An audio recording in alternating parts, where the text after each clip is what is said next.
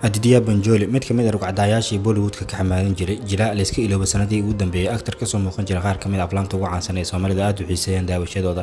Haddaba waxaan idin wadaagi doonaa xog iyo xaqiiqooyin u gaara jilaagan, balse intaan u gudagelin muuqaalkayga waxaan ka codsanayaa inaad channel ku soo biirto muuqaalka dadka shalaag inoo saar sii share gareeya oo la wadaaga asxaabtaada soona dhawaada saaxiibayaal. Aditya Banjoli Soomaalidu qaar magacyo kala duwan ay ugu yeeraan, qaar waxay dhahaan Indhabaliil, qaar waxay dhahaan Nawaab, qaarna magacyo kale ayay ugu yeeraan. Waa 59 jir dhashay 12 Sebtembar sanadii 1965 waliba maalin Axada. markaan eegno jilaagan wuxuu fanka Hindiya ku soo biiray bartamihii 80-yadii ama sanadii 1985.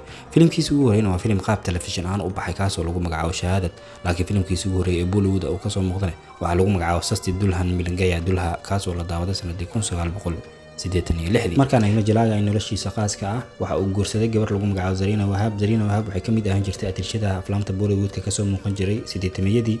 waxay ugu dhashay wiil lagu magacaabo Suraj Banjoli, waa actor fanka Hindiya ku soo biiray sanadii 2015 waliba filimkiisa ugu horeeyay Hero ayaa lagu magacaabay sidoo kale gabar lagu magacaabo Zana Banjoli. jilaagan Aditya Banjoli wuxuu ka soo muuqday aflaam badan oo caan ah Soomaaliduna aad u xiiseeyaan daawashadooda. aflaamta uu ka soo muuqday waxaa lagu xusi karaa filimka caanka ah Aatish oo sanadii 1994 soo baxay, Yes Boss oo 97 soo baxay, Mafia oo 96 soo baxay, Jungle oo sanadii 1996 soo baxay, Musaafir oo 2004 soo baxay, Baaji oo 2000 soo baxay, sidoo kale filimka caanka ah Hamisha kaas oo soo baxay sanadii 1997.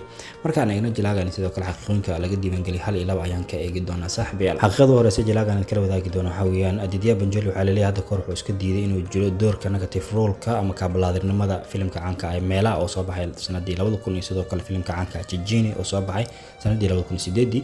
labadaas filimba waxaa loo bandhigay doorka kaabalaadirnimada inuu ku jiro laakiin waa uu diiday saaxiibayaal. xaqiiqooyinka laga diiwaangeliyay jilaagan waxaa kamid ah saaxiibayaal waxaa la leeyahay inuu fanka soo galo waxaa sabab u ahaa director lagu magacaabo Nara Hira wuxuu ahaa director sameeyay aflaamta TV-yada ka baxayada sama 80-yadii. labadan shakhsi ayaana ku wada kulmay safar tarina meesha ay isku barteen. directorka ayaana Aditya Banjoli kula taliyay inuu aflaam diris ku soo biiro maadaama uu ahaa cunug aad u daayar aadna u qurux badan.